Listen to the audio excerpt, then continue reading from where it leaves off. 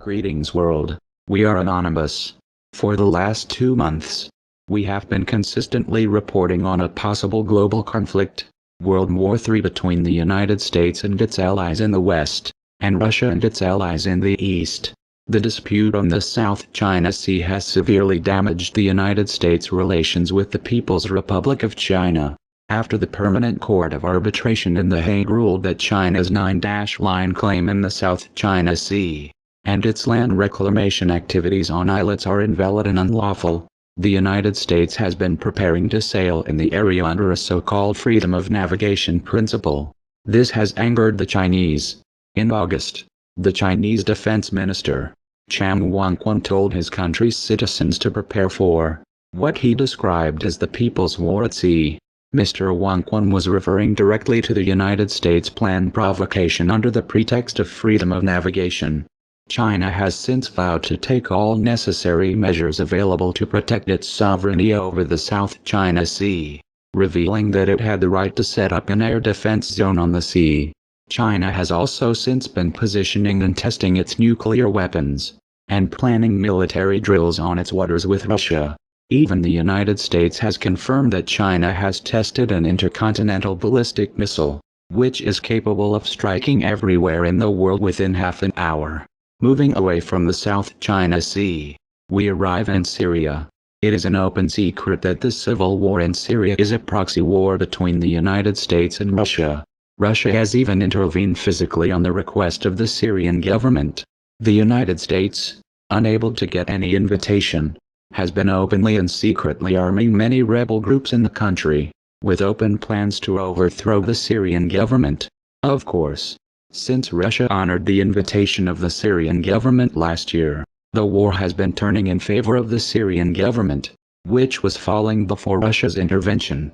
As we speak now, tension is mounting between the United States and Russia. Nerves are at their highest since the Cold War era. The United States, at the moment, is sitting on tenterhooks. Many officials in the President Obama administration are frustrated and confused regarding the situation in Syria. The United States has announced that it has ended all contacts with Russia in Syria. This announcement by the United States comes as Russia, beginning on September 22, intensified its military operations in Syria, with the intentions to capture the city of Aleppo for the Syrian government. Diplomatic efforts to put an end to the fighting in Syria have collapsed. As the Aleppo operation continues, Russia has given the United States a stern warning not to take any action against the Syrian government forces. In fact, there are many Russian jet fighters stationed in Syria, ready to shoot down any United States jet fighter that attempts to strike on the Syrian government forces. These developments from Moscow are not going down easily with the United States. The United States Secretary of State, John Kerry, is said to have urged President Obama to intervene and face the consequences from Russia. He is said to have even favored a nuclear deterrent against Russia. However, it appears that before Kerry could even make this suggestion to President Obama, the Russians had already gathered intelligence on the happenings within the White House.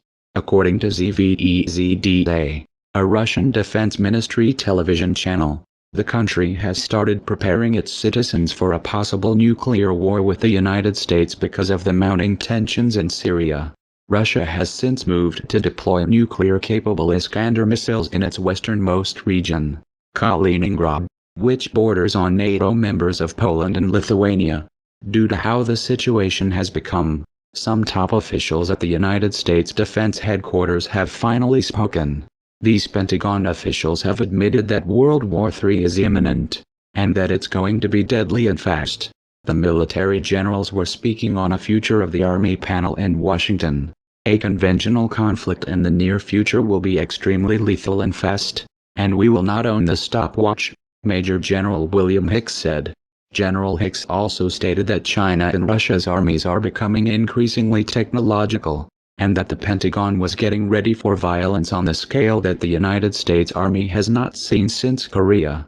His comments were also echoed by Lieutenant Gen Joseph Anderson and Chief of Staff, Gen Mark A. Milley, who described war between nation-states as almost guaranteed. The generals also said apart from the conventional battle, cyber battle, too, has become a reality against the United States, revealing that even smaller nations are launching it against the country. We are anonymous. We are legion. We do not forgive. We do not forget. Expect us. And one last point, which is this, that it's now Hillary Clinton who wants to start an air war with Russia over Syria by calling for a no-fly zone. We have 2,000 nuclear missiles on hair-trigger alert, and Mikhail Gorbachev, the former premier of the Soviet Union, is saying we are closer to a nuclear war than we have ever been. Under Hillary Clinton, we could slide into nuclear war very quickly from her declared policy in Syria. So I sure won't sleep well at night if Hillary Clinton is elected. NATO and EU ships have flocked to the British coast where a Russian fleet is passing on its way to the Mediterranean. It's in international waters, but it's got the alliance on alert. Laura Smith's got the story. This flotilla of 8 ships headed by the Admiral Kuznetsov has headed down the eastern coast of the UK and, of course, into the English Channel, into the Dover Straits.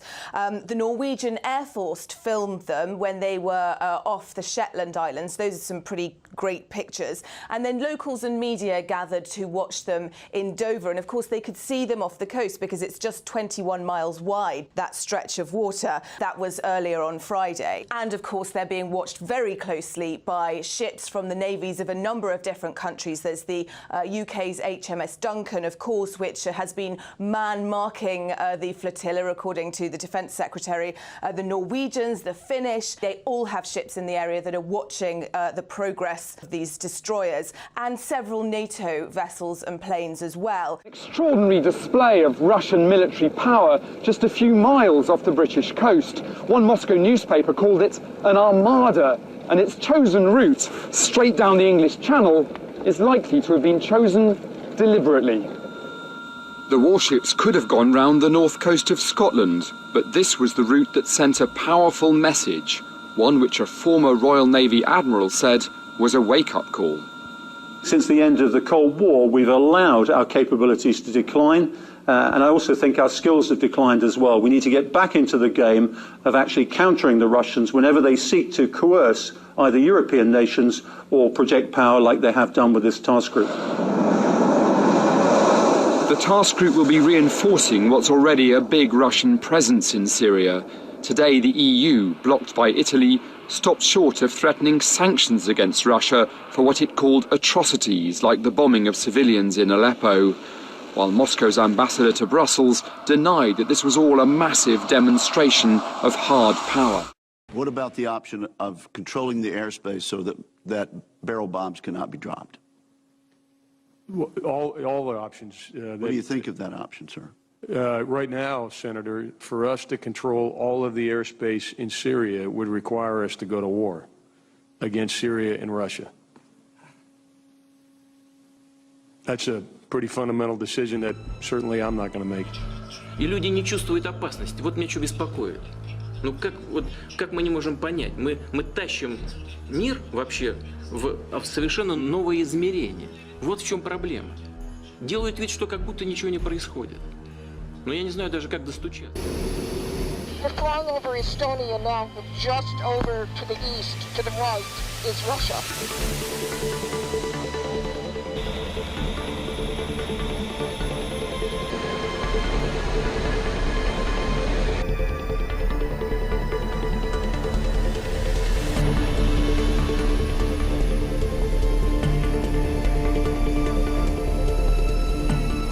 We need to be ready. We should not be afraid.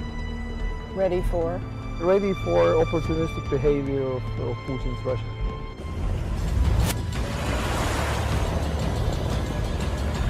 These US Marines are about to perform their first ever amphibious landing from the Black Sea onto the Ukrainian coastline. 15 amphibious assault vehicles packed with both US and Ukrainian Marines secured a beach south of the port city of Odessa before before heading inland as part of the annual multinational naval exercise Sea Breeze. This year the US Navy deployed 2 ships, the USS Ross, a guided missile destroyer, and this ship, the USS Whidbey Island, which acted as a launching pad for the amphibious operation. The Black Sea is bounded by 6 countries linking southeastern Europe and western Asia. Since the Russian annexation of Crimea in 2014, the security situation here has been very tense at times.